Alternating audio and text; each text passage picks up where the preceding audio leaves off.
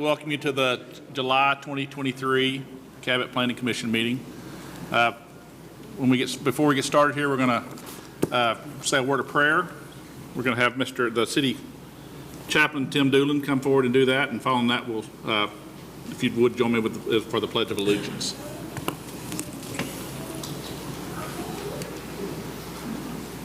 Let's pray real quick. Father God, we just come to you this evening, Father. We just want to thank you first and foremost for your son, Jesus, Father.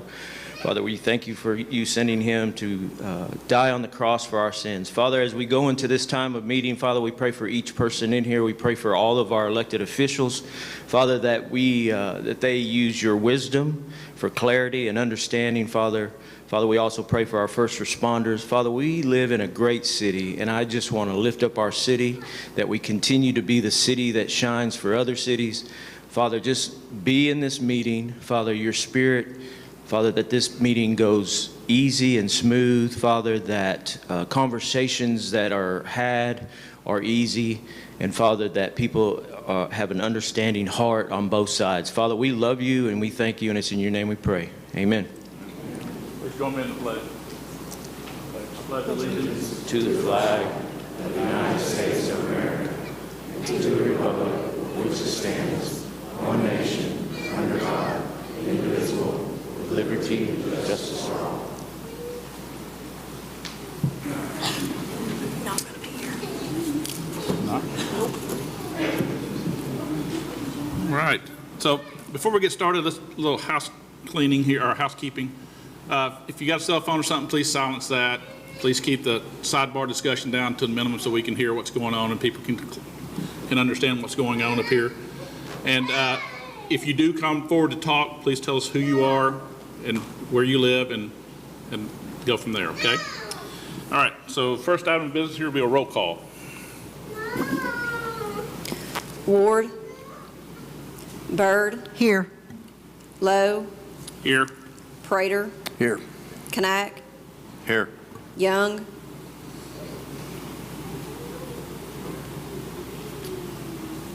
So we have four members here, so we do have a quorum. Next item on the agenda is acceptance of the meeting minutes from last month's Planning Commission. The commissioners had a chance to review those. Any adjustments or corrections or anything needed? If not, I'll entertain a motion. Make a motion.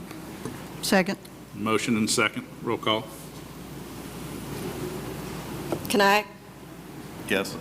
Prater. Yes. Byrd. Yes. Lowe. Yes.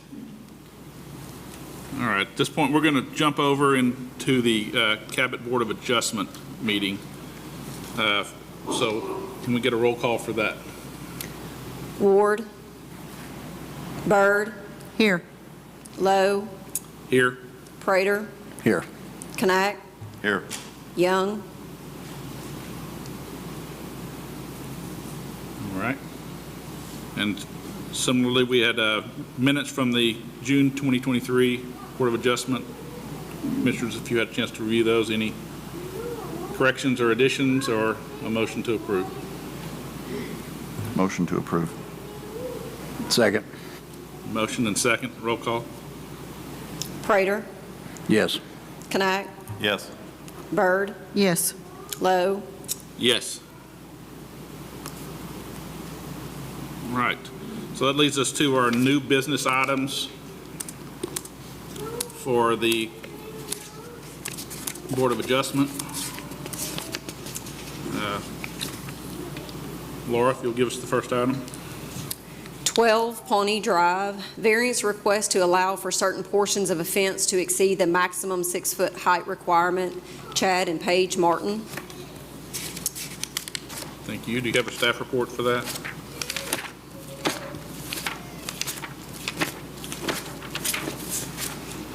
Okay, again, this property is located at 12 Pawnee Drive. The property owners are Chad and Paige Martin. It is zoned R1. It's a single-family detached house located that was newly constructed. The applicant is asking for an 8-foot tall fence in their side yard, in their rear yard as well, in lieu of the 6 foot required.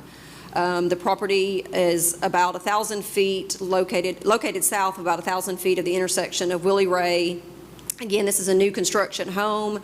The fence has already been built on the property in the backyard.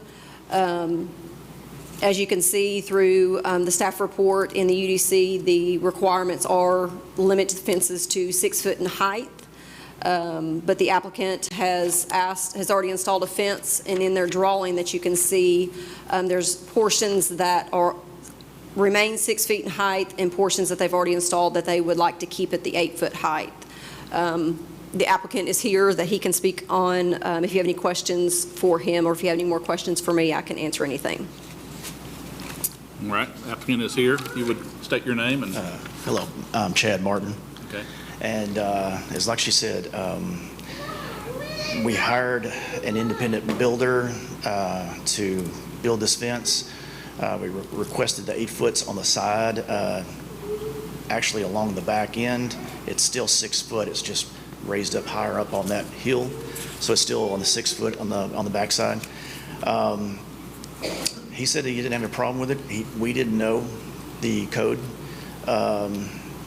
Our next door neighbor, when it was about 90% built, he said, hey, you might need to go and check on the website because I think it might be against code.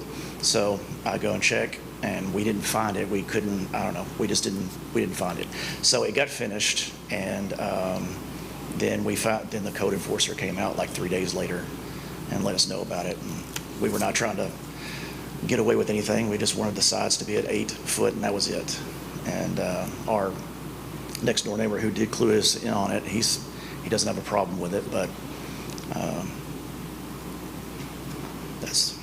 we just have honestly, we just have a strenuous job, like mentally, and we were like kind of just trying to have a little oasis back there where we could come home from a hard day of work and just chill and not have to worry about,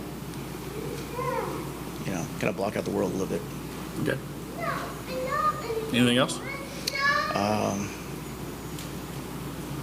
No, Okay. we've got my daughter, she's like 11 years old, and she just likes the extra security when she stays home. Okay. Is there anyone else here to speak for or against this item? Seeing none. Commissioners, do you have any questions or any discussion? Well, we had this same issue last month, and somebody built a fence before it got, didn't check on what the ordinance was, and this isn't the place to come and ask for forgiveness. Did you get a building permit for that? No, I'm not even from Cabot. I didn't know anything about this. Our builders are from Cabot, and they didn't even clue us in on the code.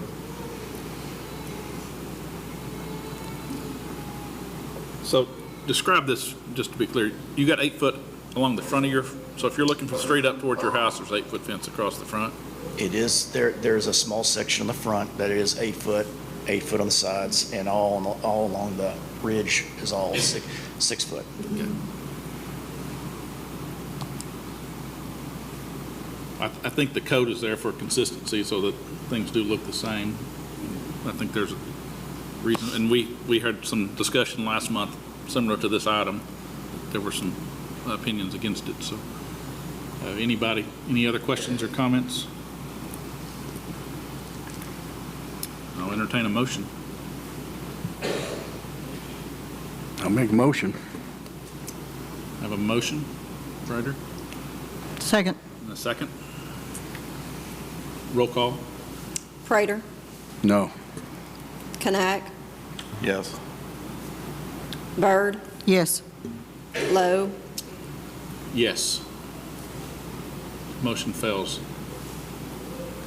Needs 4 votes to pass, because you only have 4 commissioners here.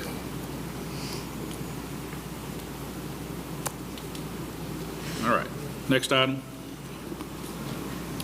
12 Kirkland Drive, variance to allow accessory building to be located on front half of the lot and in front of the primary structure. Matthew and Cameron Brenton Thank you. Do you have a staff report for this item?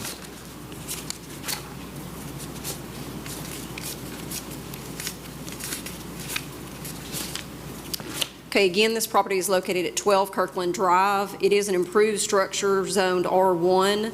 They are proposing an accessory building to be located to the west of the existing primary structure, and it would be due south of the house, which would be on the front face of the existing structure. This is along, as it shows in the staff report, this is 2 separate lots. However, later on in the Planning Commission agenda, there is a replat for this property to be replatted into, from 2 lots into 1 lot so that they can potentially build this accessory building on this lot.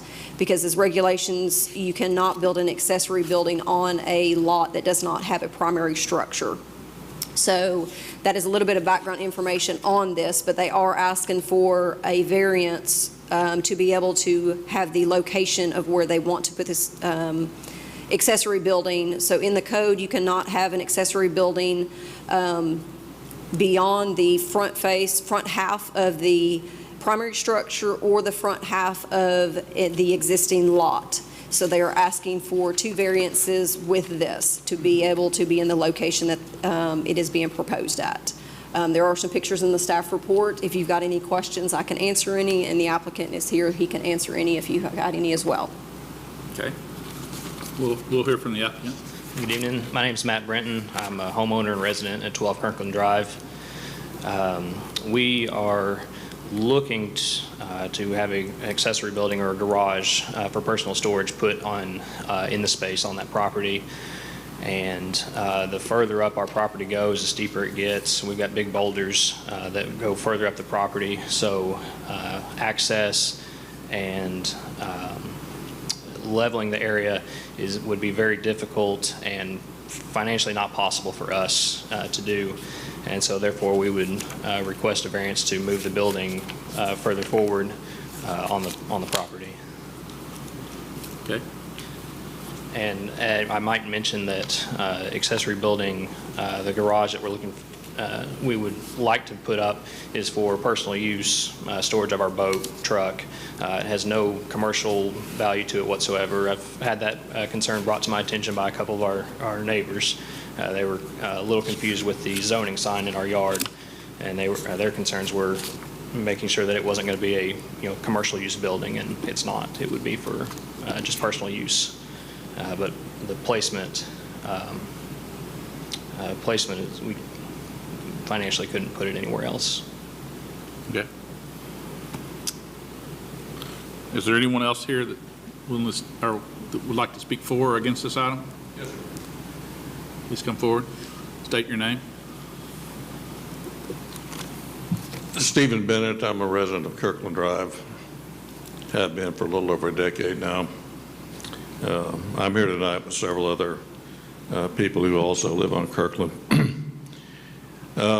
Members of the board reviewing the application, it does reflect what Mr. Brenton just said. He wants to save money by asking for a variance to place this 30 by 30 outbuilding on his property.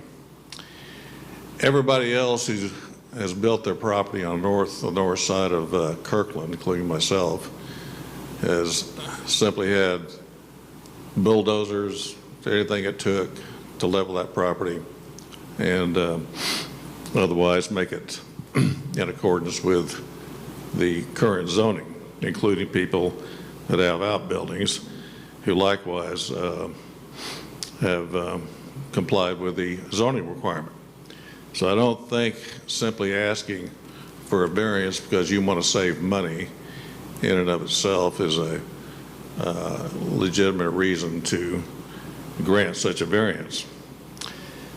Another reason, though, deals with the fact that Kirkland Drive, of course, contains nothing but residential area. People have put a lot of money into their homes, and they don't want the street to start looking like it's something out of the county with storage buildings being moved forward more plainly in sight, when I think certainly the idea behind the variance, or pardon me, the zoning for those outbuildings puts the buildings equal to or behind the residence in order to be less intrusive to the people that live on the street and keep it looking like a residential area in the city as opposed to perhaps a residential area in the county.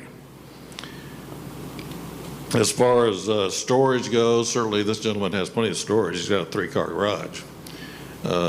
Several miles down the road, there's a facility that permits you to store your boat, for example. Looking at the photograph, there's some large, one very large van, smaller vans, some vehicles. They're on the lot now. So he's got plenty of open space to park those vehicles. However, certainly if he wants to comply with the code and the proper zoning, it's certainly his right to build such a storage area, and that's all we, the people in Kirkland Drive that are opposed to this, ask. They not be given a variance just for his own convenience and save a little money. Thank you. Thank you. Anyone else here to speak for or against this item?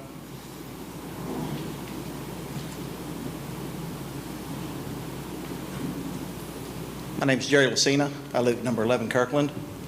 I'd like to speak against it. I think that this building is the start of what could be potentially more on the street. It's a residential street.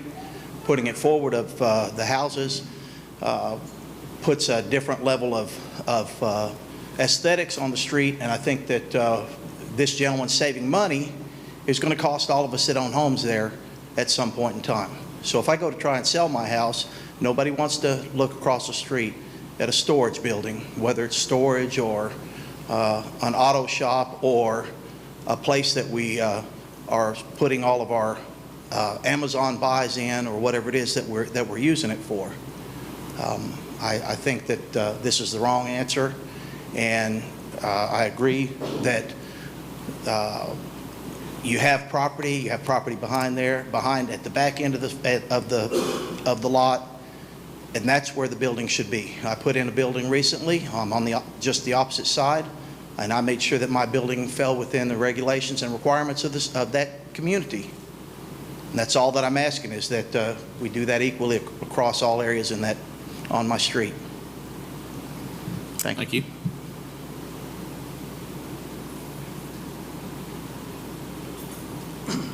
Matt Jackson, 26 Kirkland. My opinion is pretty much with the other people that are here. We live on a very good neighborhood community. Everyone is in compliance with what it is.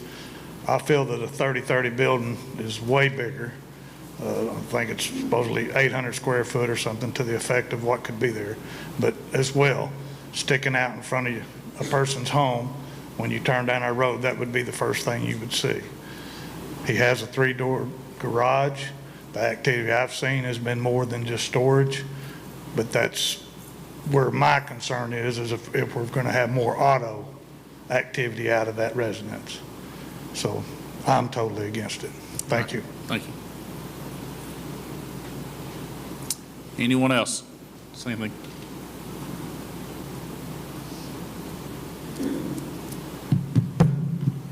My name's William Pay, and I live at 16 Kirkland Drive, and I agree with those that are opposed to this because there is already a 3-car garage detached from the house. And then where he's proposing to build this at, he leveled that off, and there was 2 active springs there, and they have been covered over, and that's put more hydraulic pressure on the downhill side. And that whole lot has been creeping downhill and slumping downhill. At the corner of my property and the lot next to me there that he's proposing to build on, my water line goes up through there, and it has broken 3 times by being pulled in 2 from the slumping and sliding of that hillside.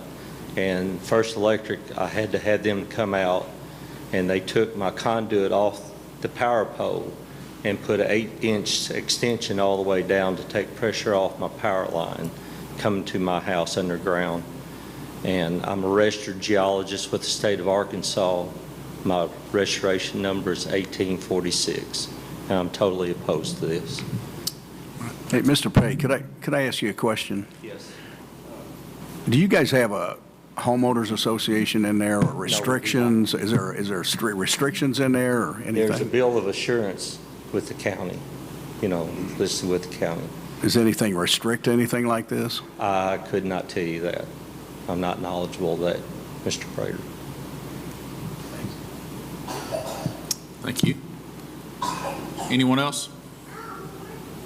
Commissioners, any discussion or questions for this item? Hello, Mr. Ward.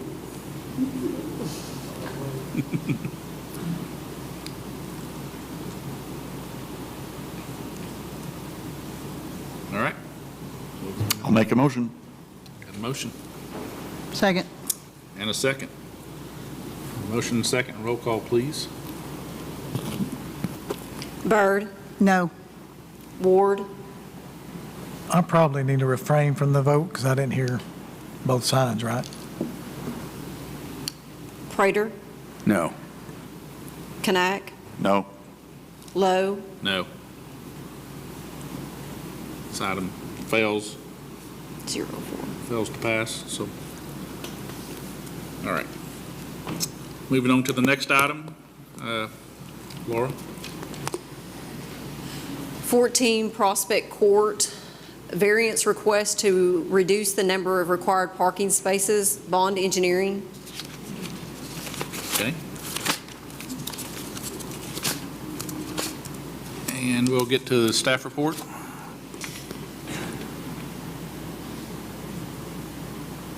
Okay, again, this is located at 14 Prospect Court. The property owners is Van Investments LLC. It is currently Zone C2. It is going to be renovated to a change of use to a proposed restaurant. The site is located adjacent to the Kroger building. They currently have a existing building there with 59 standard parking spaces and 2 ADA accessible spaces. So they're proposing to reduce the required number of parking spaces that are being required for the occupant load. So currently, the occupant load for the type of use that they're proposing is going to total 598. So with code, the required parking spaces would be 200 parking spaces for that occupant load. So they're asking for a variance to reduce the required number of parking spaces from 200 down to 62. Aaron is here, can answer any questions. He has been, or there has been some talk with the adjacent property owners to have a shared parking agreement. Aaron can answer on that, on what the status is on that. If you've got any other questions, I can answer any. Again, this is an existing building that they are going to remodel with the limited space that they have. Thank you, Laura. Aaron? Thank you. Aaron Robinson, Bond Consulting Engineers. Like Laura said, this is the old Dollar General that's next to Kroger. It's been bought. They're wanting to renovate it into the overtime lounge. They've already been to city councils.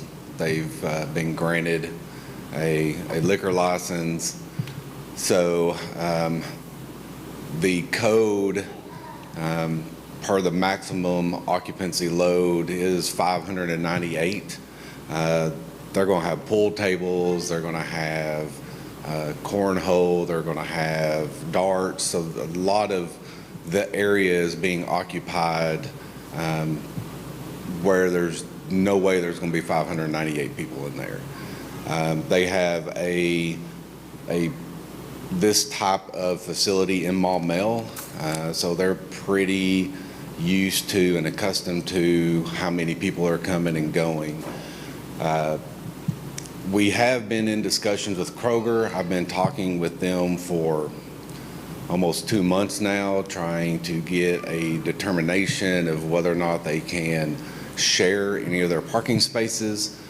We have not got any information back from them yet on that. I know and the city's going to come up and talk about that too. They've also been in communications. And I will say, for just kind of to wrap your minds around this, Kroger has 288 parking spaces. That's how many total parking spaces Kroger has. And this is requiring 200. And think about how many parking spaces are being used at Kroger. So I just kind of want to throw that out there so you get a grasp of how much parking space 200 spaces is. It's roughly 2.5 acres of parking spaces. But if you got any questions, I'll answer them, and I believe your economic developer has something to say as well. Thank you, Aaron. But before we get into that, can we hear from our fire marshal? Does he have any concerns with this building or that kind of occupancy? Parking?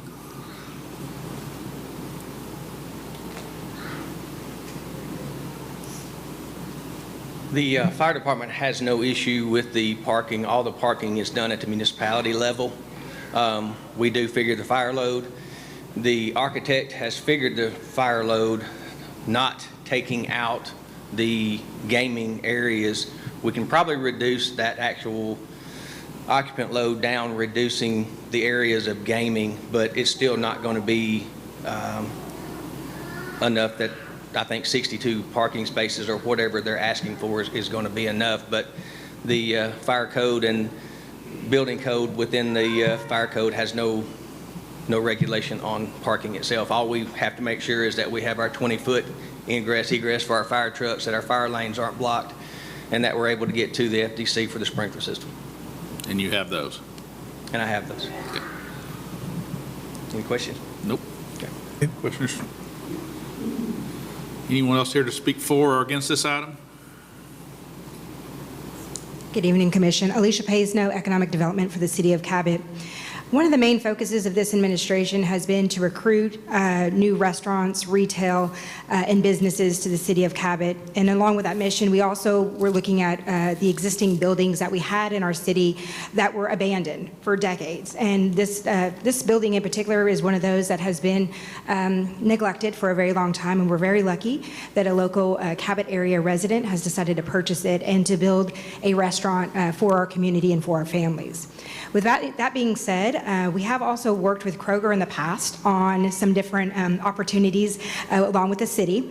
We do know that the wheels of progress when dealing with a corporate entity like Kroger do not move rapidly.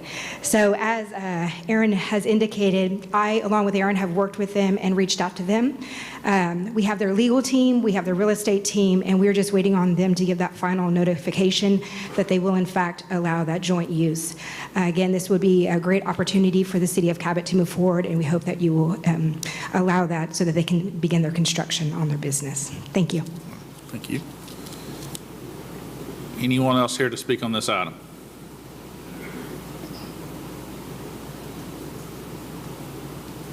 Hello, Commission. I'm Phil Robinson. I live in Shiloh, and I have a little bit of an issue with this. I'm opposed to this for a couple reasons. We've talked a little bit about the 200 versus 62, I think it was. That's about a 65% reduction in what's required. That's a lot less spaces than's required for there. And then in addition to that, we talked about the possibility of Kroger allowing some parking in there, and Aaron mentioned all the space that's available in that lot. But if you look at where everybody parks in Kroger, it's going to be right there next to that building. So that's going to push those people that normally park there out into the parking lot into places they don't normally park. Don't know whether that'd be an issue or not, but for those two reasons, I'm opposed to it. All right, thank you. Anyone else to speak on this item? Aaron, any other comments? No, I mean, only if y'all have any questions for me. I just think, you know, I think someone that's willing to convert this old building into something that's going to benefit the city and the number of parking spaces and the actual usage area. I just believe that this is a no-brainer for y'all. Thank you. Commissioners, any comments? I've got one question, Aaron, because you always do that to me. you were talking about how many parking spaces were in Kroger. I'm not in the restaurant business. How many are at Colton's? Don't know. Did you compare it to any other restaurants in town? I'm just, because I really don't know if you show up to Colton's, if there's 40 or 250. So I think and only because I'm working on this, I think Purple Onion, for instance, which I know is an issue, has something around 44 parking spaces, I believe.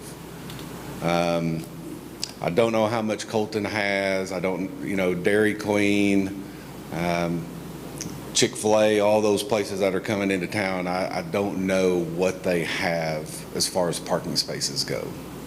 Purple Onion and about the same size as what this place is looking at, or? I don't know the answer to that either. Do you know? I don't know the size of Purple Onion. I was not part of that original site plan. That was done by another engineering firm. All I know is I'm trying to help out the current owner of that with parking. You always do a great job. Thank you. Wait a minute. Is that Liz? That's me. Okay. I don't know if you can answer these or not. You may or may not be able to. Do you know the hours of operation that they're going to be open? The owners are here and they can answer that.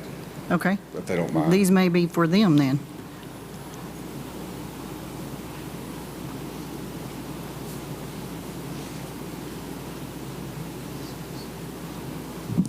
Hey guys, my name's Tia Van. This is my husband John Van. Right now we do not have exact set hours. We are going to work with the city. We will open at 10 a.m. on the weekends for a brunch, 11 during the week. Our closing time is still up for discussion with the city. What's your closing time in Maumelle? Our closing time in Maumelle right now is 2 a.m. We Okay. have a bunch of industrial businesses. Their third hour shift is 11 to 1-ish. And we get a lot of food business during then. What's the maximum number of occupants you've had in your Maumelle store? So our occupancy right now is 99 in Maumelle. We did work with the fire marshal and the state of Arkansas to reduce our occupancy because it is not a sprinkled system. It is a grandfathered building. It is allowed 238 people in the building. It is a 4,500 square foot building. We opened it during COVID when we could only have 30 people in there. So we have maintained that. We regulated the 30 people. When it bumped up to 60% with COVID, we regulated that, and now we're at 99 and we have no problems. One more question. In addition to your pool tables and your gaming, how many dining tables are you anticipating putting in there? Right now we are looking at 178 seats.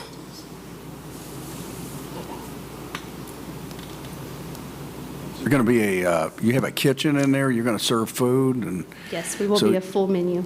so you have a kitchen, and you have all this gaming in there, and I guess a bar somewhere. That building isn't that big, and I kind of like to have a better answer on what's the occupancy going to be here. So originally we calculated the occupancy at, I think it was 189 is what we originally calculated it as, and that got us right at the 62 parking spaces.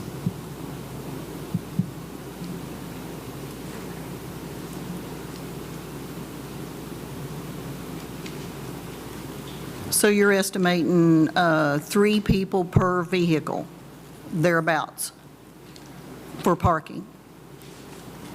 Well, I think the average, and Alicia might be able to answer this better than me, I think the average is like 2.7 people per vehicle.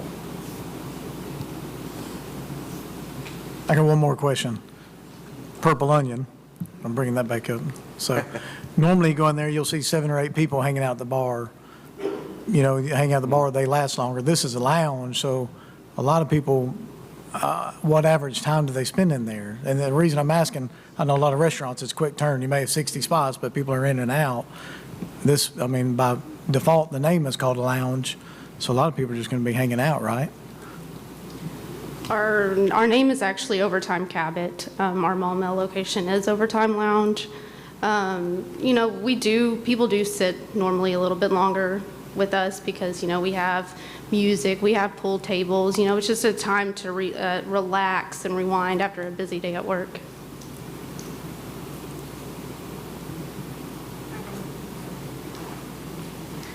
Hi, sorry, one more time. So you guys keep referring to Purple Onion, which is along Pine Street, and there is a lot of... Aaron referred to it, I just brought it back up. No, it's fine. Absolutely, yes, sir.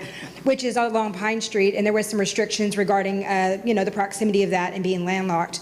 What we've experienced over time, and you guys have passed this through your commission, is actually some joint use agreements in the downtown area, especially on Main Street. Chick-fil-A is an example of that. We just happen to be the business, so to speak, that partner with them so that we can expand for a joint use agreement on their parking. In most downtowns all across the United States, when you're in a situation in a main street or a downtown area, you typically share your parking lot. So that's just something that we've already set the precedence here in Cabot, and we hope to continue with this business as well. Purple Onion's about 3,900 square feet.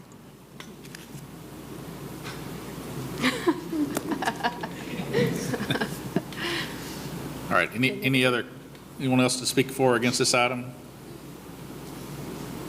Commissioners, any further comments?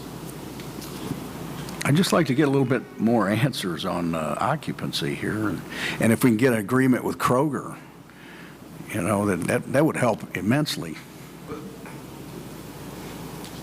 It would help, and, I wish, my gut from talking to them, and I can't speak on the city's behalf, but they're going to work with us on something. I just don't know what the number is. I don't know if the number's 10, I don't know if it's 20, I don't know if it's 50.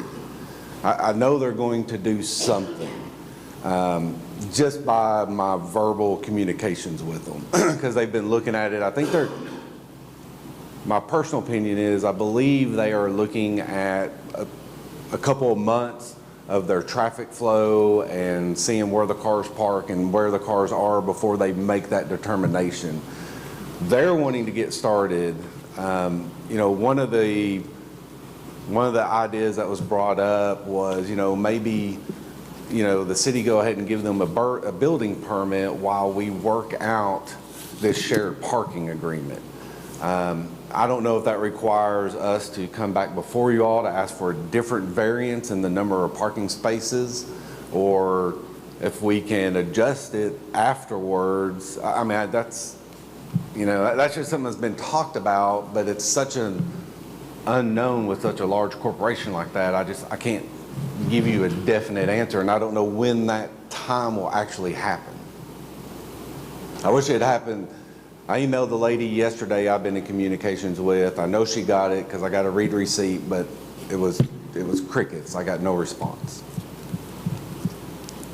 Can we just maybe get an agreement here to receive a letter of agreement from Kroger or something? Yeah, that's my only concern is that we pass this, and then I know the fire marshal said, parking's okay, but what if they start parking on the side of the street or using Kroger's parking lot, and then the local tow companies start getting called, and then the police department's called because there's a fight over somebody, and then these people start getting a bad reputation because people are getting their cars towed because they're parked in the wrong spot, and the planning commission passed it. So what's your question? It's not my question, that's my concern.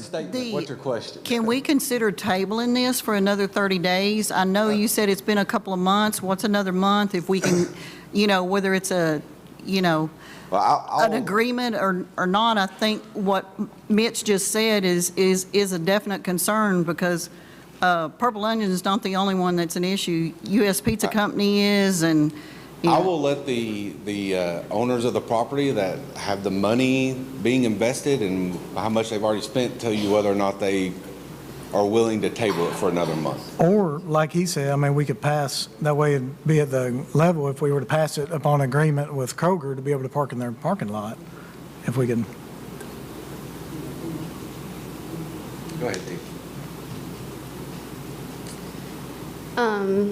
I do see where you guys are coming from. I actually do, at our Montvale location, have someone who, you know, keeps an eye on all the customers, the parking lot, everything to make sure everything is safe. Because you never know. When you throw alcohol, you don't know what they've been through before, what they're taking or anything. So I always take the extra mile to protect our, you know, our customers, our employees, and the public.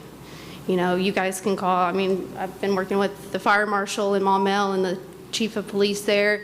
You know, they're on my speed dial. Hey, I need help. You know, this might come up, and they're there before the incident even happens. You know, we follow the city codes. We've never been in trouble with the city. So, you know, if you guys are concerned, that's a concern to us. Can I make this recommendation and see what y'all think about this? So early on, when we were working on this, we actually talked about posting a maximum occupancy load sign in the building. And so that way, you know, once there's 150 people in there, let's say, you know, their management staff would turn away anybody above that. So what if we posted a sign in there that said the maximum occupancy load is, I think it's 189 is what 62 parking spaces get you. Until we can work out something with Kroger to bump up the number of parking spaces, and then we could readjust that maximum occupancy sign with the fire marshal. That doesn't stop the tow truck getting called at Kroger. Well, but I mean, Nobody's going to read that sign when they pull up. nothing stops the tow truck. I mean, what if a car breaks down going down Pine Street and pulls up into Prospect Drive? I mean, is it the bank's fault? Is it Big O Tire's fault? Is it Kroger's fault? I mean, someone's car breaks down, it breaks down. And we've been working, we bought the building back in November. You know, another month, that's a lot of money, you know, already that we've been waiting on. We've been working on this project for 2 years now. And, you know, another month, it hurts, you know, it does. Well, don't get us wrong. We want to see this happen. Yeah, We really do. For Cabot, it's a good thing coming to town. But we've been burned before Yeah, I on understand. parking And spaces. there's two businesses, new businesses coming right next to us. You know, we're working with them, trying to get, you know, with the collision repair, the smart storage coming behind us. You know, we're all trying to work together. Did our fire marshal hear the comment or the proposal? Was there? And in regards to the capacity, remind you, we are in a dry city and a dry county, and this is a private club. So there has to be a hostess sitting at the front of that door to seat people. So that could be a way to regulate it. But again, the city and then Bond Engineering, we will still continue to advocate for Kroger to get this resolved. And our goal is to do it before you would even issue a CO. Thank you.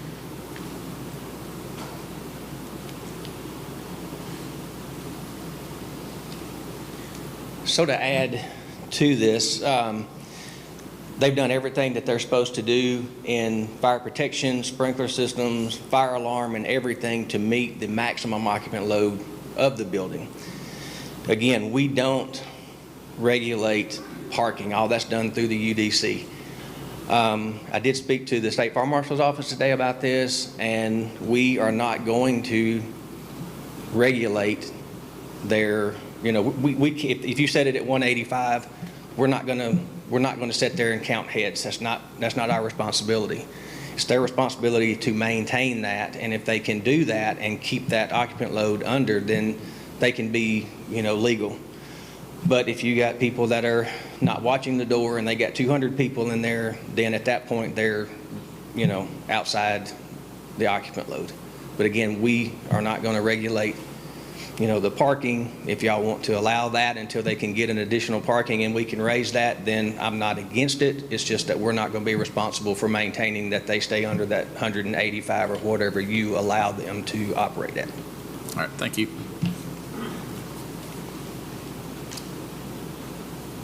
Any other discussions, commissioners? If someone else wishes to speak. My name is Dennis Carruth. I live over here on Gum Street, but my concern about using Cabot or Kroger parking lot is when they get ready to leave the lounge and they go over to the Kroger parking lot, and if they've had a little bit too much to drink and there's still cars there, those cars are in danger. And anybody coming out of Kroger, they're in danger.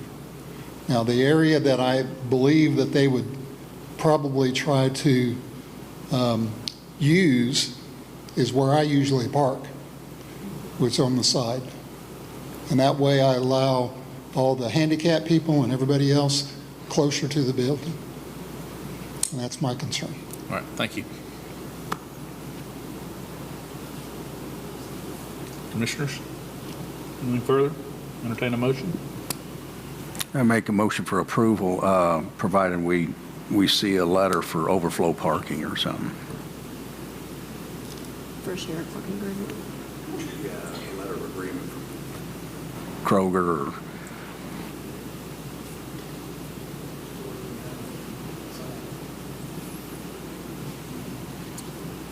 So would you, or can you state that motion? Is that restricted to Kroger or to any other agreement for parking? Is that restricted to Kroger or to any agreement for additional parking? Okay.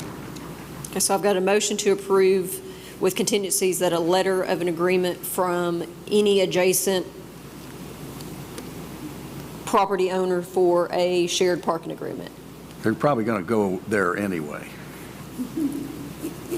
Okay, have a motion Second. and a second. Motion and second. Roll call, please. Prater, Yes. Knack, Yes. Ward, Yes. Byrd. Yes.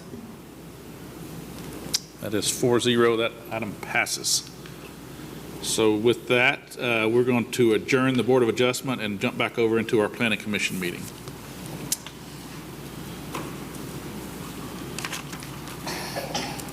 Let me catch up. All right, for our Planning Commission, it is 7:48. We're going to open the public hearing, and let's hear our first item.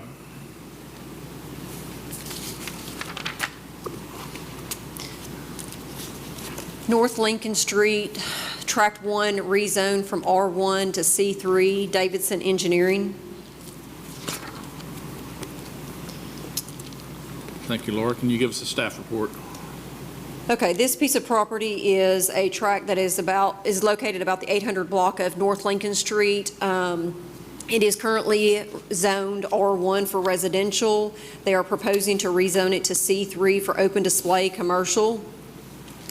The property that is being requested is part of a larger portion of property or a larger parent tract. The site is immediately adjacent to North Lincoln Street. It's heavily wooded and presently unimproved. The site is also located along the south side of the road and approximately 200 feet east of the Cabot High School. The rezone request is for a 1.37 acre tract of land, again, that they're wanting to rezone from R1 to C3. They are proposing that there is already an existing 60-foot wide access easement that is parallel to the property, that is adjacent to the property. As you can see in the staff report, they have provided a small sketch that would show a commercial building in an L-shaped fashion that would be about 6,600 square feet with parking as well that would come out on North Lincoln Street. If you've got any questions, I can answer anything. Trying to see if the applicant is in the audience. I don't see any hands raised. Okay. Is the applicant here? Don't see the applicant. Before I ask for others to speak on this item, let's set a few ground rules here. There's a lot of people in here, and I think a lot of you are wanting to speak on these next few items. Please limit your comments to around 3 minutes apiece. And if the person in front of you already states your point, there's no need to restate those and continue on. if you want to come up and state your name and your position on the item, and that would be sufficient. Just, we want to respect your opportunity to come talk. You know, just ask that you respect everyone else's time and not repeat items over and over again. So, is anyone here to speak for this item? Is there hands raised of who's here to speak against this item? Okay. Would somebody like to come speak? Hey, good evening, Commissioners. I'm Mark Lubinski. I'm at 10 Confederate Drive, and I know that this started off with track 1, and I have prepared notes that I don't get lost in trying to share my thoughts, and my wife and I have divided up 2 pages so we don't bust what we anticipate, the 3-minute rule. But our comments actually address all 3 tracks, so if it's all right with you, we'd like to do that. So I'll just begin by saying we are against the 3 rezone requests along North Lincoln. At first glance, these requests appear at risk of being labeled spot zoning.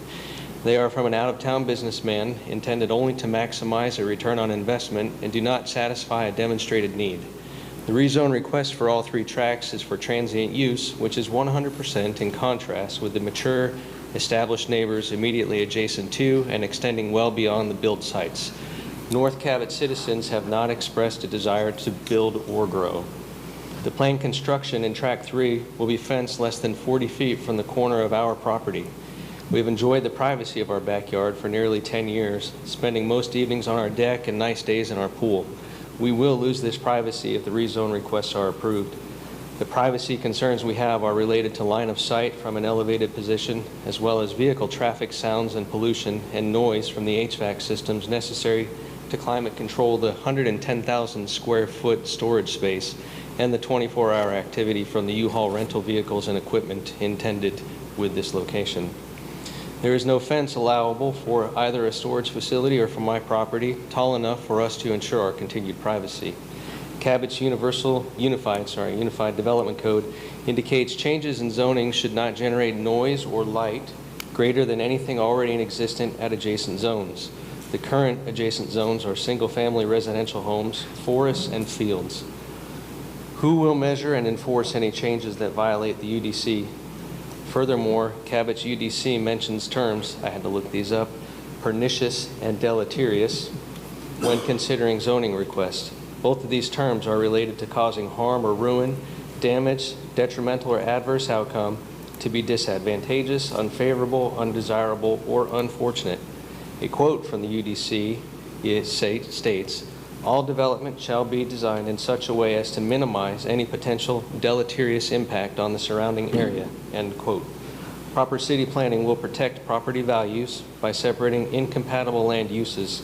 I sincerely hope this commission will keep these key words from the UDC and planning factors in mind when considering these requests. Property devaluation is another concern. Adding these developments would negatively change the landscape of our quiet residential district to a more highly trafficked commercial and industrial area. The zone change should be consistent with surrounding current use, which is predominantly developed as R1 with a small amount of undeveloped C2. That sums up your 3 minutes right there. All right, moving on. I think we get the intent of that. Right here? Yeah. Let's see if I can talk faster. Plus mine might be a little shorter. If you speak into the mic, please, so everybody can hear you. Please state your name and then speak into the mic. Amanda Lubinski, and I live in Shiloh. Okay, so where Mark was, it says, I understand the rezone request should also evaluate if there is a demonstrated need in this area to support the change. A quick Google search shows 13 storage facilities in less than a 3-mile radius of Tract 3. The total number of units available at these 13 facilities is almost more than 5,000 units, which equals 1 storage unit for every 2 housing units in Cabot per the census.gov 2021. Is there really a need for more storage in Cabot? That's not even counting the ones that aren't even open yet. Regarding Tract 1, the request to rezone is C3. We are aware the city advised the developer to resubmit as C2, which the developer apparently declined. As stated in the UDC, C3 is for retail uses which serve the needs of the motoring public and are characterized by high levels of ingress and egress.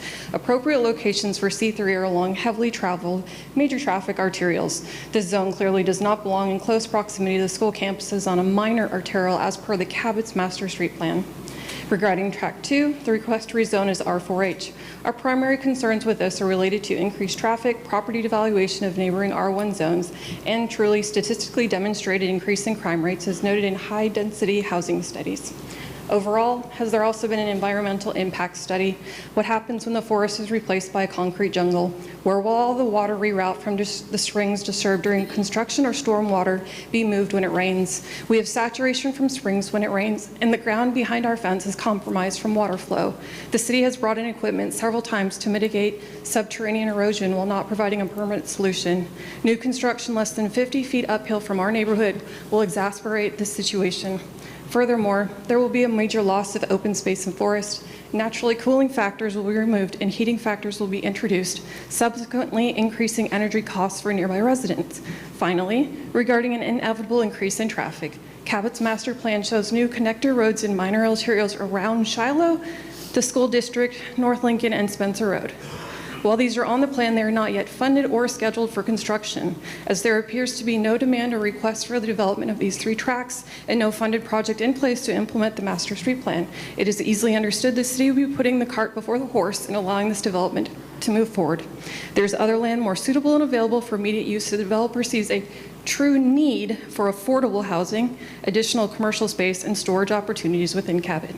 In closing, we respectfully encourage a vote of no to all 3. Thank you, Amanda. Thank you.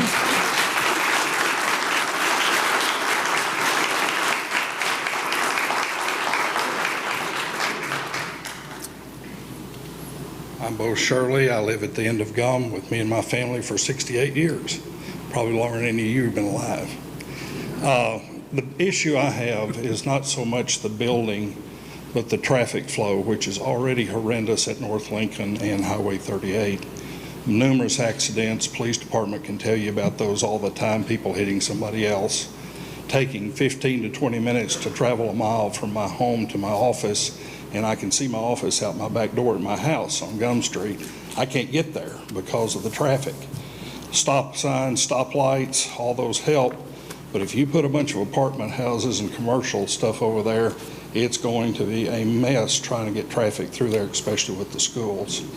The other thing is you have 4 commercial avenues now. You have an east, a west, a north, and a southeast. Why create a partial in the middle of a neighborhood for a commercial area? I don't see a need for it. I certainly want the people to be able to sell their land. I encourage them to sell their land. They need to sell their land, but it needs to be for homes and things where we don't put near the number of people in there. All right, Thank you, Mr. Mr. Shirley.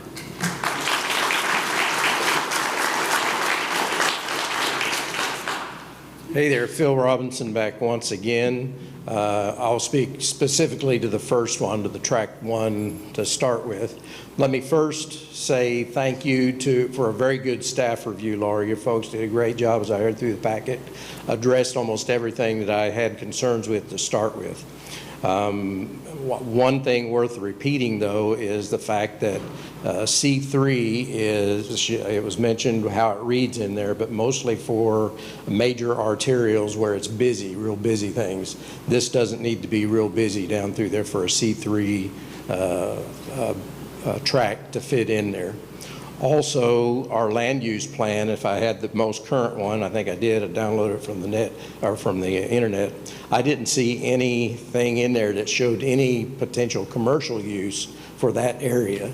There were some that were residential, and it looked like the school, the institutional uses in there. So keep that in mind as you're thinking also.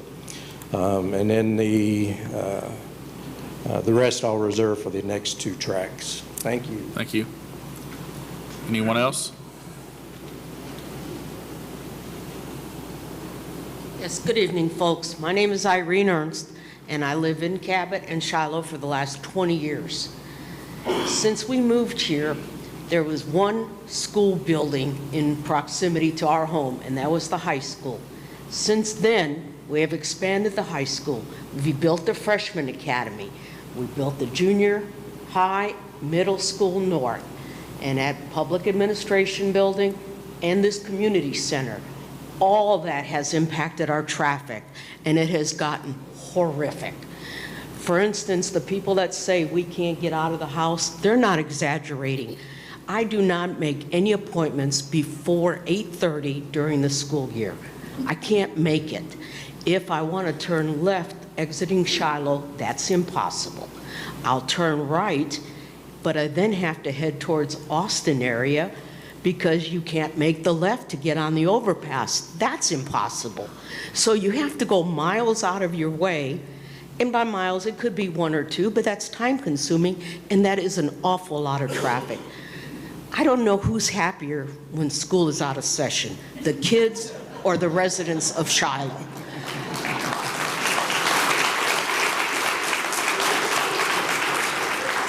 I do not hold any fault with the developers. They're in the business to make money.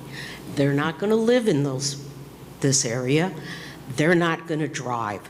The additional vehicles are just, I would just challenge anybody to come to my house. I'll give you coffee at 7:30 and then dare you to leave and try to get out of there.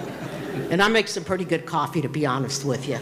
I ask you to consider the needs of the residents who already live here, who are faithful taxpayers. We just want to continue living our quiet life as best as we can. If you do look at this favorably, I just want to know, what are we going to do to alleviate some of this traffic?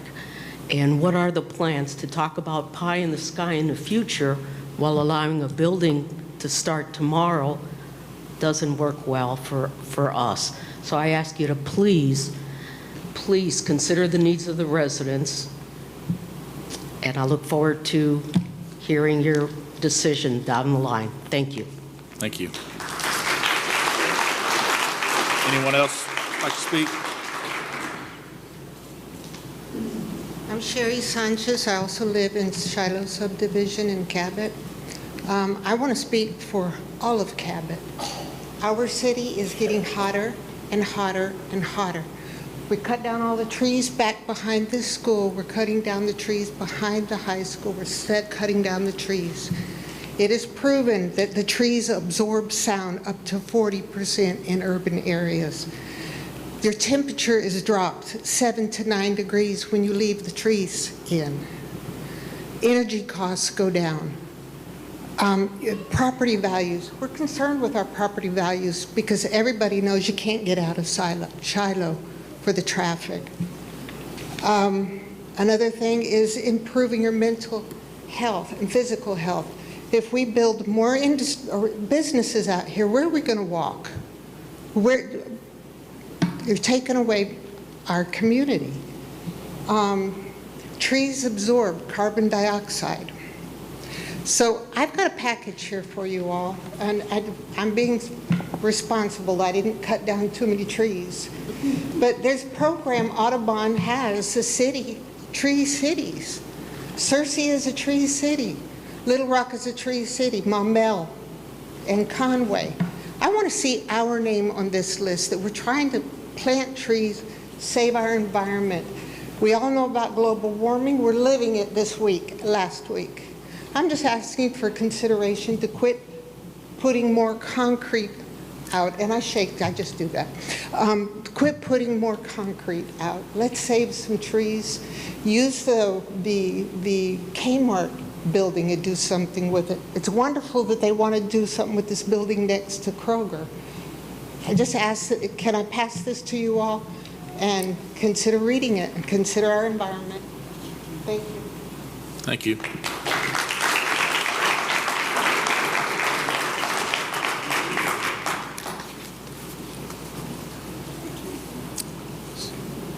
Anyone else? Hello, my name is Donna Callison. I live on Spencer Road. The property's been in our family since 1845. It's one of the oldest farms in Cabot. It's bedded right up next door to the Belmy's and Shiloh estates. We have a lot of natural springs on our property. We have a lot of animals, and y'all keep pushing them and pushing them back. You're running over on that highway, Lincoln. My vote is no.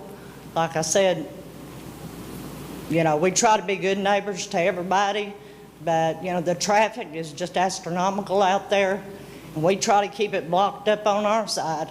And I'm just hoping that y'all don't allow any of this to come in. Thank you. Thank you. My name is Janelle Johnson. I live on Spencer Road also. One of the things that I have a problem with is I'm right there at the corner of everybody. So the road that we've used for over 70, 80 years, we've paid for, we've maintained, but the city, which we're great with, they sit at the end of the road religiously patrolling the highway. They use that. They use the road, our road also, to take care of Shiloh's erosion, but yet they're not willing to do anything for our road. But now they're willing to take it away from us.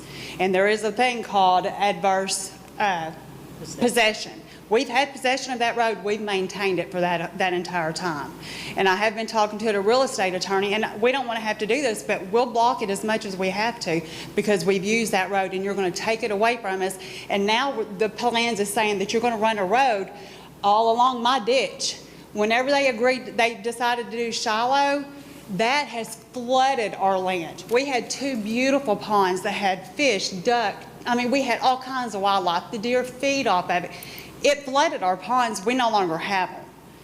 The deer, when I leave in the morning to go to the gym at 4:30, I have to sit and wait. It busted the levees out, is what it done. It drained on it. So, I mean, they're gone. I mean, it completely destroyed. So now you're going to put a road in. Not only will it flood us more, but it's going to tear Shiloh up too. I mean, there's no way. So there needs to be some kind of environmental study done as to what this building is going to do to our property also. Because we also get all the water from East Main down our property. Then we get Shiloh's property. We get Belmy's property. We can't take any more water. And if you take the road, you're going to put a road beside, that takes a lot of my property. And I was going to build a three-car garage. I won't be able to do that because it will literally butt up to my house. And I mean, it'll be right there. And nobody wants a road right next to your house. We have been there since 1845. This mess hasn't.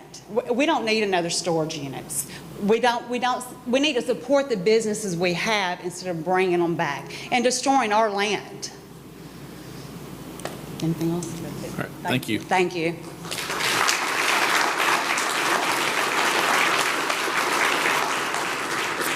Anyone else like to speak for commissioners? I think we may have somebody coming forward here.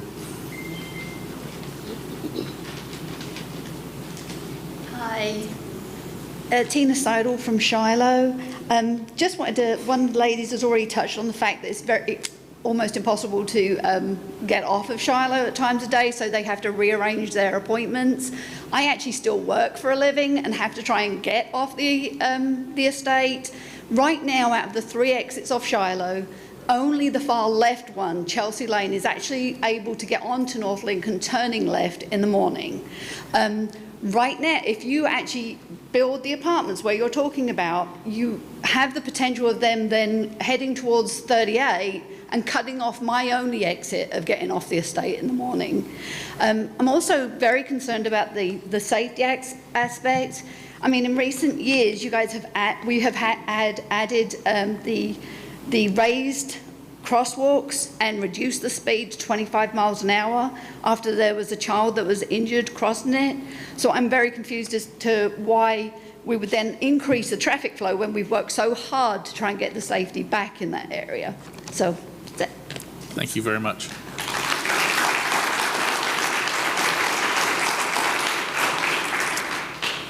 Commissioners, any comments or questions? I don't see anyone from the applicant here, or they did not express they were here.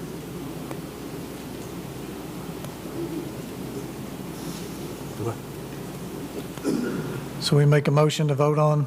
Make a motion? Vote on this? So moved. Yep. And a motion? Second. And a second?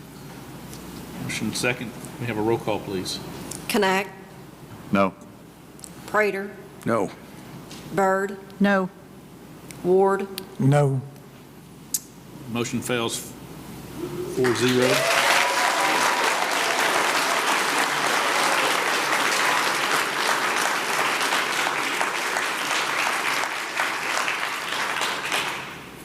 Laura, can you go on to the second item, please?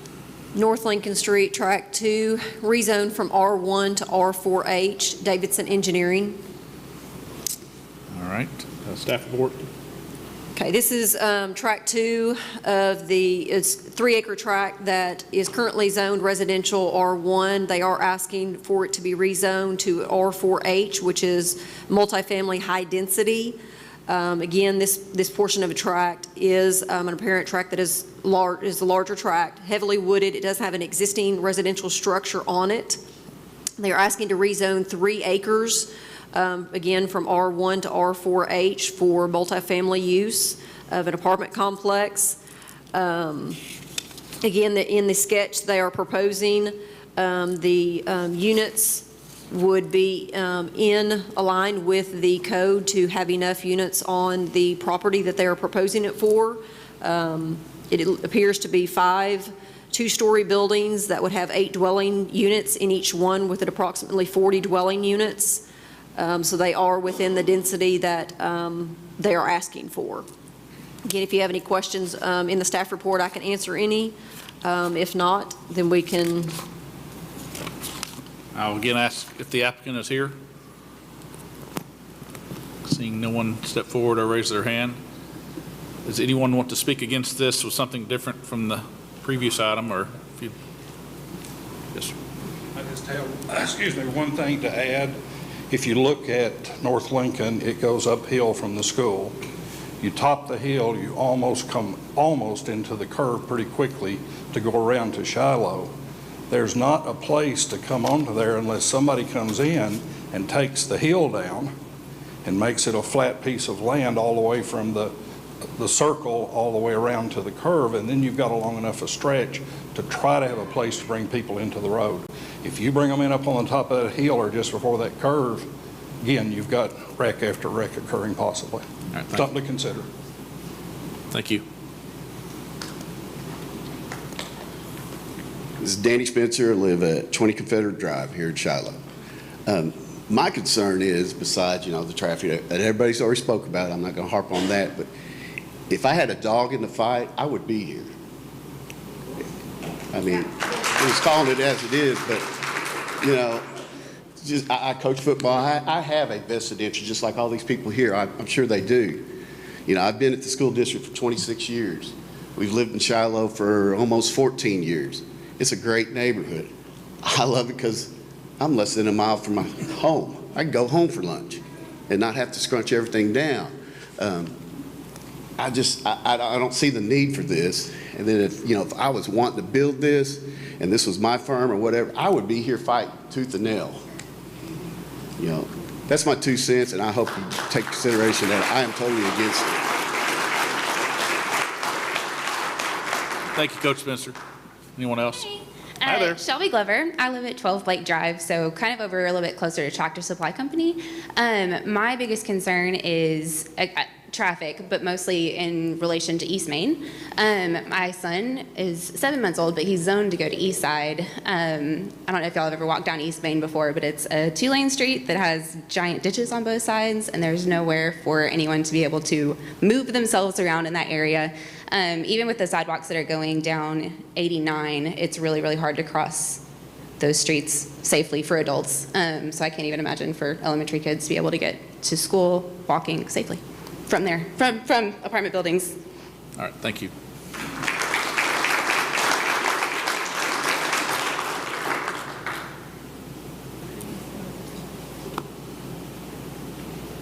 And this is the apartment proposed apartment area in there that I'm talking about now. My main concern is the traffic, and I'll just say, for the reasons previously stated, I stand opposed to that. Thank you. Zoning also.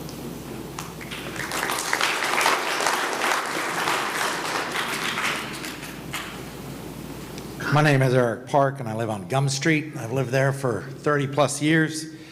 When I moved there, it was nothing but 100 acres of woods behind my backyard and 100 acres of cattle pasture on the other side of the road.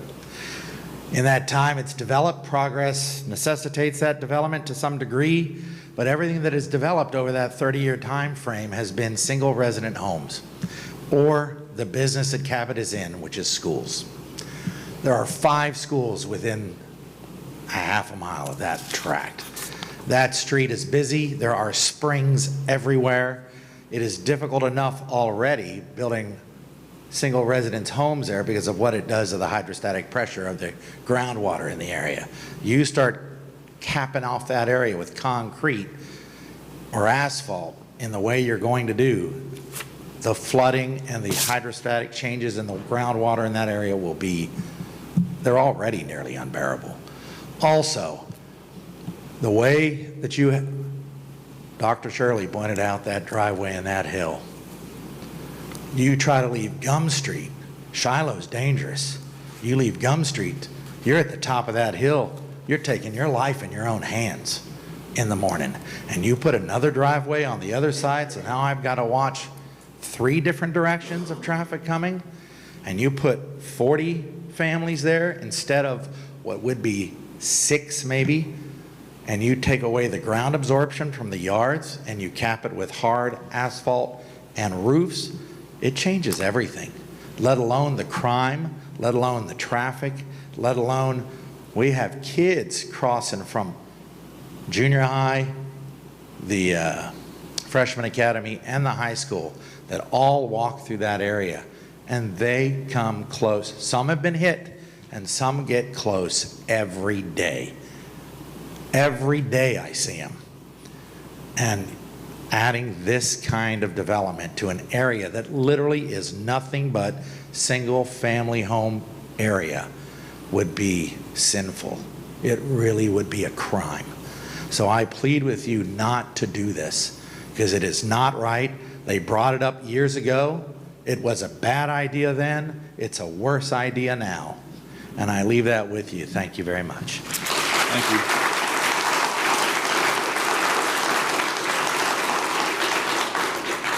Anyone else with something new they'd like for us to hear? Commissioners, any discussion or comments? Motion. I have a motion. Second. And a second. Motion second to consider this item. Roll call, please. Ward. No. Knack. No. Prater. No. Byrd. No. The item fails 4-0.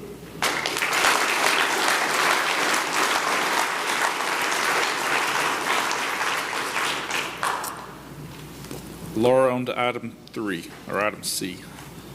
North Lincoln Street, Track 3, rezoned from R1 and C2 to I1 Industrial Davidson Engineering. Can we have a staff report, please? Okay, again, this is Track 3 of this apparent piece of property. It is undeveloped and currently zoned R1 and C2. They're requesting an I1 rezone for self-storage facility. The proposed property is 5.33 acre in size. Again, they have a 60-foot wide access easement along what would be the west side of the property. Again, they have in the sketch proposing for climate-controlled storage building for almost 92,000 square feet, and then a second climate-controlled storage building on the east side of the property of about 18,500 square feet. Again, the property is about 5.3 acres in size. If you've got any other questions for me, it does have access onto North Lincoln Street. They are proposing one access on there through the 60-foot access easement that they are showing on the parallel to the property. Thank you, Laura. I'll ask for the applicant. Anyone here to speak as the applicant for this?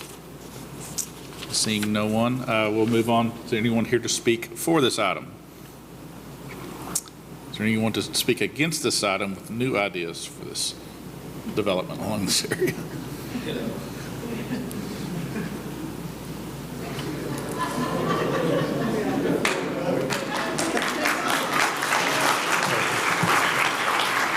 Thank you all very much for the opportunity to do this, to come and visit with you. It could have been a lot more difficult if the wrong people were sitting up there, but I appreciate what you're doing for us today.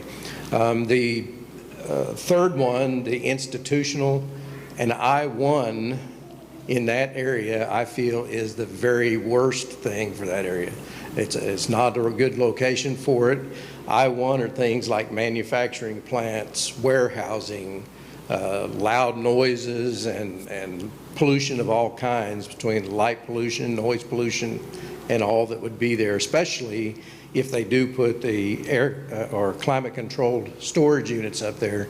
Then there will be units running, there'll be people opening gates, closing gates, opening doors on the storage units, closing. I don't know what their hours would be if they did that, but even something as seemingly innocuous as a storage unit on I-1 in an area that bumps right up next to a residential R1 area is absolutely the wrong place for it. So that's my input for that one. Thank you. Thank you.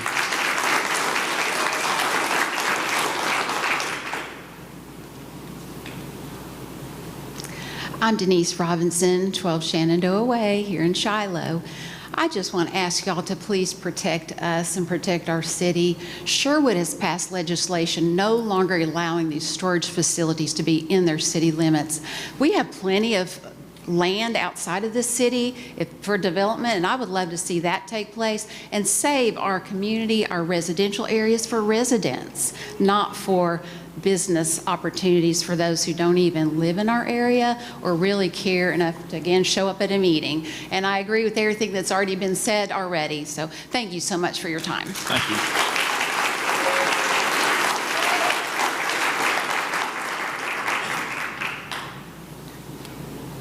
My name's Garrett Park. I live on 1206 North Lincoln Street. I actually live right across from the CO Zone C2 lot, right across from this property. I actually grew up on 28 Gum Street as well, and I've lived there in this area for about 30 years. My dad previously came up here. The back side of our house was 100 acres of woods, and I remember playing in those woods. I had the sad opportunity to see the last bit of those acres that I played in get tore down. Same thing with the pasture in front of it. However, I won't be beating around the dead bush, the dead horse. Obviously, I live right on that street where there's a lot of traffic. I have 3 little kids myself. I've gone to every single school that's been built here. East Side, the high school, junior high north, and middle school north. The only opportunity I did not have was 9th grade academy. And I have the opportunity to see my kids go to all those same schools that I got to.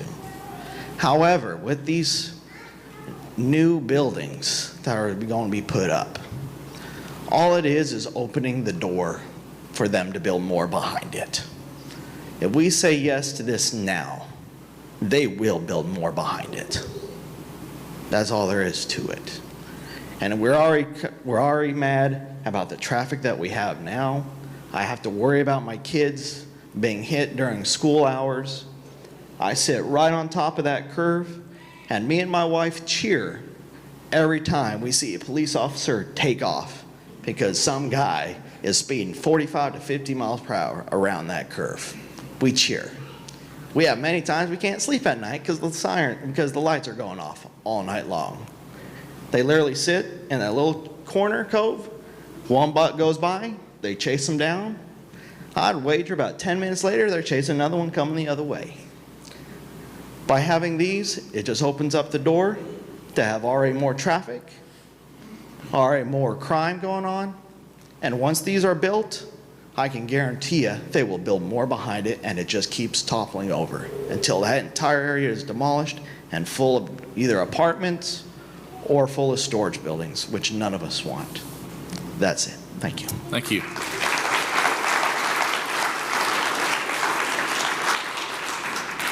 Seeing no one else stand up, Commissioners, any questions or comments?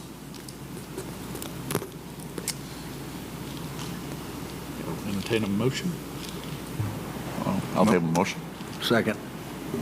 A motion and a second. for this item?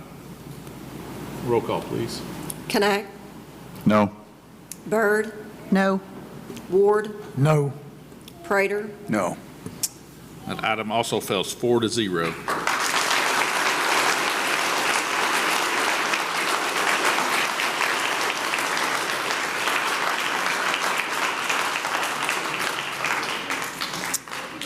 Thank y'all for coming out and being very respectful of time and sharing your views. We have one more item in this public meeting. Laura? Lots 1 through 6, Block 22, original town of Cabot, rezoned from R1 to R2S. Bond engineers. Can we please hear a staff report? Okay, this property is located at the corner of Myrtle Street and Lincoln Street. It is currently 6 lots that they are wanting to rezone from an R1 residential to R2S. They are about 1 acre in size altogether. There's currently 3 houses on the lots. They are wanting to rezone this so that later down in the agenda items, there is a replat for these lots as well so that they can build some new single-family homes on them. R2S does allow for smaller lot sizes versus an R1 to where you're required to have 7,500 square feet with a 75-foot wide lot. An R2S only requires 6,000 square feet for a 60-foot wide lot.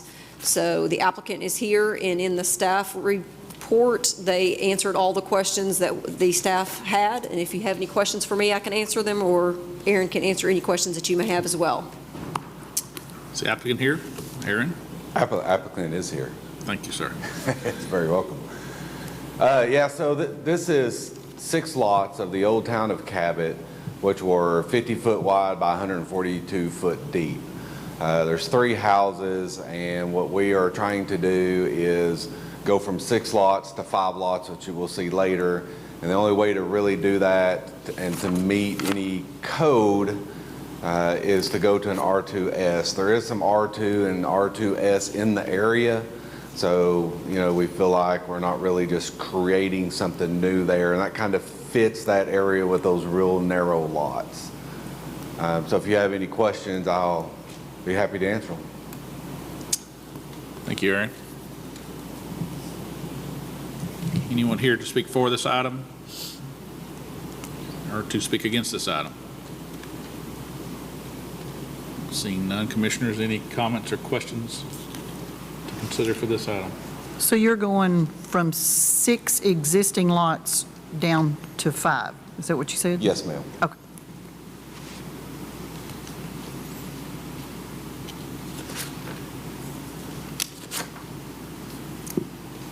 Have a motion to approve? Have a motion Second. and a second. Motion and a second for this item.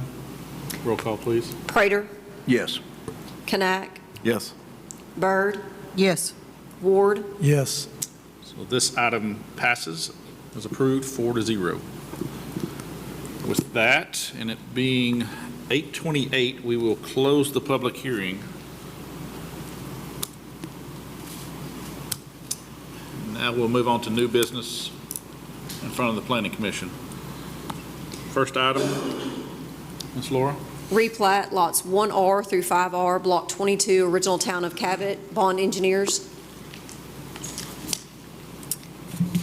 Please. Okay, this is a lot consolidation. This is the exact same piece of property that y'all just approved to have rezone. Again, it is at the corner of Lincoln and Myrtle. It's 6 existing lots that they are wanting to replat into 5 lots, going from R1, the previously current zoning, to an R2S so that they can have 60-foot wide lots to be able to build 3 additional houses on these lots. The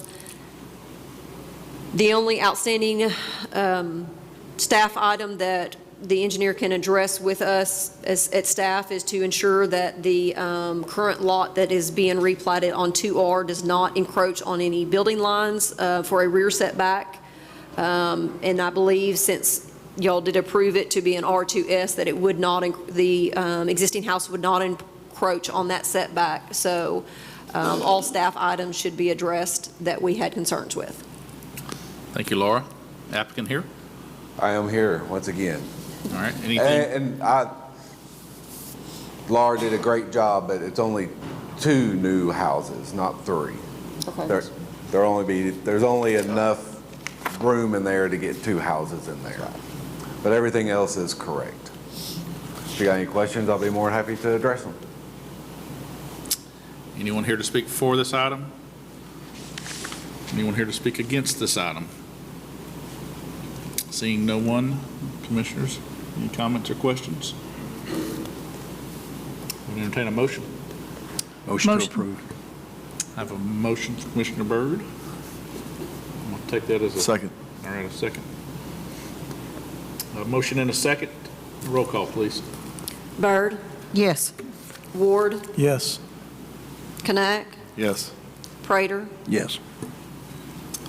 So that item is approved 4-0.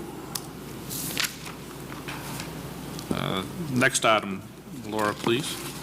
Replat, Lot 12R, Block 30, original Town of Cabot, Bond Engineers. Okay, can you give us a staff report on that, please? Okay, this is a replat of a piece of property that's located at 311 North 2nd Street. And it is at the corner of West Locust and North 2nd Street. It is a lot consolidation of lots 10, 11, and 12. So the piece of property is about 3.4 acres in size. It's 3 existing lots that they are going to replat into 1. There is an existing structure on there that is going to be converted, and we will look at that at the next item for a site plan. So again, they're just wanting to replat these 3 lots into 1. All the staff comments have been addressed in the staff report. If you have any other questions for me. Thank you, Laura. Thank you. Laura did an excellent job. I mean, she's covered it all. It's just kind of clean up the area so everything's on 1 lot. If you got any questions. All right. Thank you. Anyone to speak for or against this item? Seeing none, commissioners, any comments or questions? All right. We'll need a motion. Motion to approve. Second. Motion and a second. Roll call, please. Knack? Yes. Ward? Yes. Byrd? Yes. Prater? Yes. That item is approved 4-0. On to the next item, please. Laura? Site plan 311 North 2nd Street, Bond Engineers. And a staff report. Okay, again, this property is located at 311 North 2nd Street. It is a site plan for a commercial coffee shop. Again, this property is 3.4 acre in size. They are proposing to add an additional 1,375 square foot to the existing house. The existing structure is a 2-story structure that they are wanting to add for a coffee shop. They're going to add an additional porch around it as well, or on the front side of it, sidewalks, parking. They're going to really dress up this corner of the lot. There are a couple outstanding items in the staff report, but not anything that staff does not feel can be addressed with the engineer. Thank you. The applicant? Yeah, Laura makes my job really easy, doesn't she? This is exactly like she said. They're wanting to convert that existing house, add on to it, make it into a coffee shop. If y'all have any questions, I'll be more than glad to answer them. So it looks like we're looking at a right in, right out? Off of North 2nd Street. North 2nd Street? But you have full access at the other drive on Locust, which has access to the light, correct? There's a light to the north at that intersection.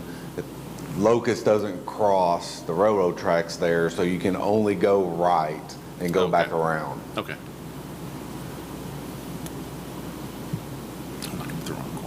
All right, thanks for clarifying that. You bet. Anyone here to speak for or against this item?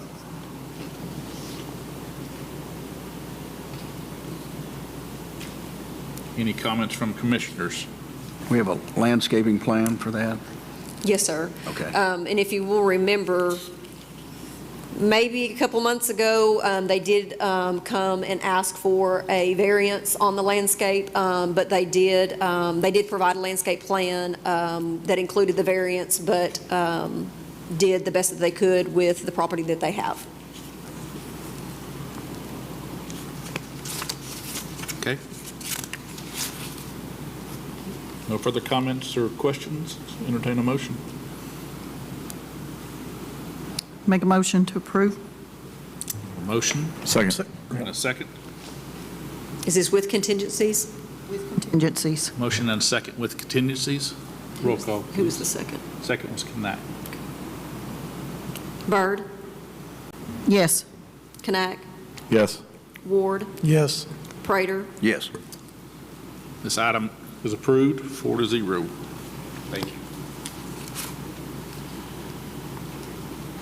And we're to our next item. Replat Lot 65R, Spring Valley Subdivision, Phase 2, Maxwell Surveying.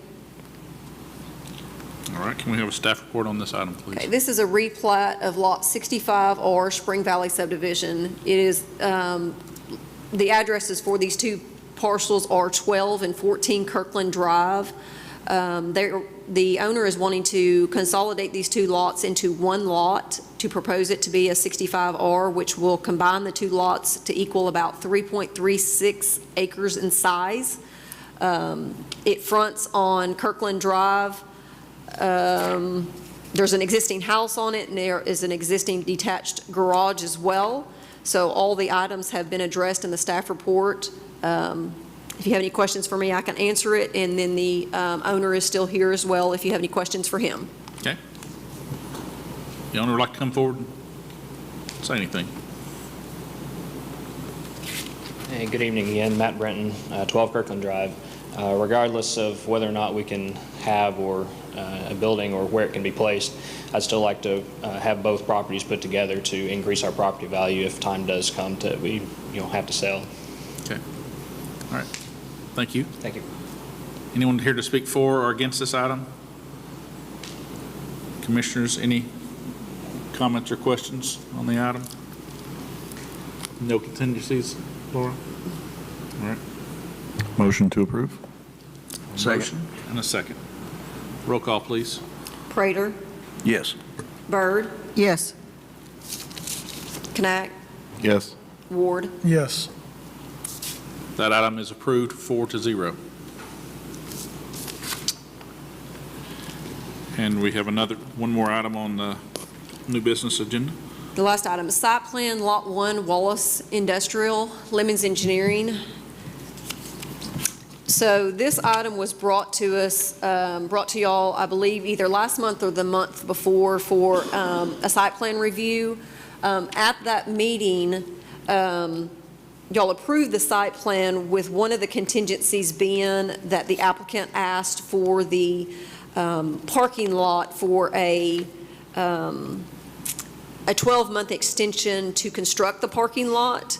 So when they came in to get their permit with my office, they had brought up, I had let the occupant know that the sidewalks needed to be constructed along the First Street and Nally Drive, and it was under the assumption by the applicant that y'all had included giving the 12-month extension on the sidewalks.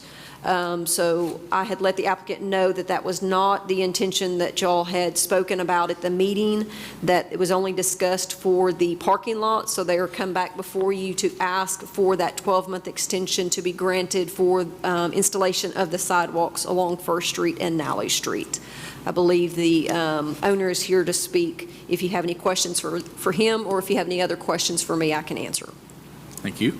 Again, like she stated, we were just under the assumption that the hard surfaces would include the sidewalks along with the hard surface on the parking lot, and that we could do all that at one time. So we just would like to include the sidewalks in the year waiver or variance that we had previously had approved. So before you were approved to move, to operate as a business out of there without paving the entire parking lot? Correct. You were Correct, paving yes. the handicap spot and the Correct. pad for the dumpster, correct? We are putting those in, yes. Okay. Those two arch surfaces will be installed, I think, tomorrow. Anyone here to speak for or against the item? Commissioners have any questions about what we're talking about here or what was discussed at the previous meeting?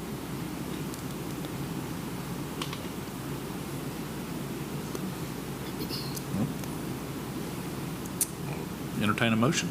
Motion to approve. I have a motion Second. and a second. Commissioner Knack, roll call, please. On this motion, I need to know if the 12-month time period would start from this meeting, or would it start from the previous? Motion to approve applicant for the 12-month time period to be from the time that we assumed the hard surfaces were all the same.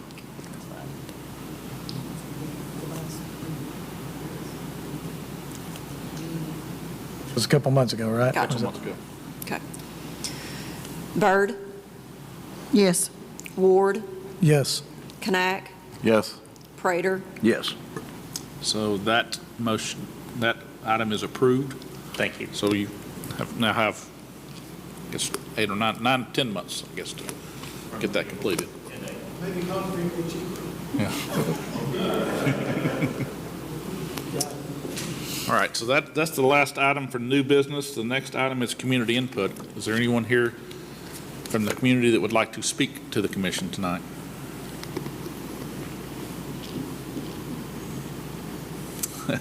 Seeing none, I would certainly entertain a motion to adjourn. Motion to adjourn. Second. All in favor? Yes. We are now adjourned. Thank you.